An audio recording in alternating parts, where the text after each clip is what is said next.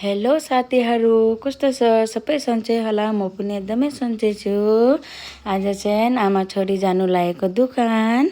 आज चाहिँ म तपाईँहरूलाई देखाउने छु मेरो दोकान। छोरी रिक्सामा उठ्नुभयो हो, हामी जाँदैछौँ। अनि यो चाहिँ डिब्रुगढमा छ जुडियो हो। एकदमै राम्रो राम्रो कपडा पाउँछ। ठुलोको भन्दा सानोको राम्रो पाउँछ। हामी चाहिँ यहीँ नै बजार गर्छौँ। अनि हामी पुग्यो मार्केट। यो चाहिँ टिबिटेन मार्केट हो। यो चाहिँ हाम्रो होइन, दुईटा छ। हाम्रो मार्केटको नाम हो बुद्धनाथ प्लाजा भन्छ। हेर्नु होला, यस्तो छ, लामो छ। अनि यहाँ चाहिँ आइपुग्यो म दोकान।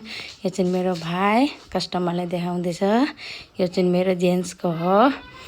दुईटा लेडिज दुईटा जेन्ट्सको छ। यो चाहिँ जेन्ट्सको हो। कस्टमर आइरहेछ, भाइले देखाउँदैछ।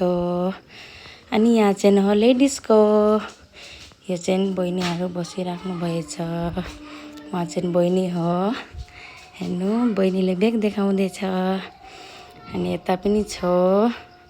अनि ब्याग एकदमै राम्रो राम्रो आएछ। हेर्नु होला साथीहरू, प्राइस पनि एकदम राम्रो छ। अनि यहाँ त बहिनीले पनि सेटिङ गर्दैछ।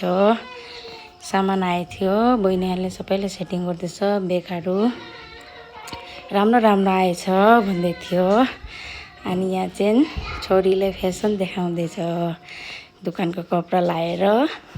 अनि म चाहिँ चाय पिउनु लागेको।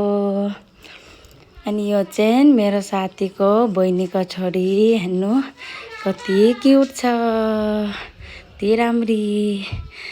अनि यहाँ चाहिँ उसले उसको भाइको लागि केक किन्यो। अहिले हामी जानु लागेको रुम। रात परिसकेछ, हेर्नु। अनि हामी पुग्यो रुम।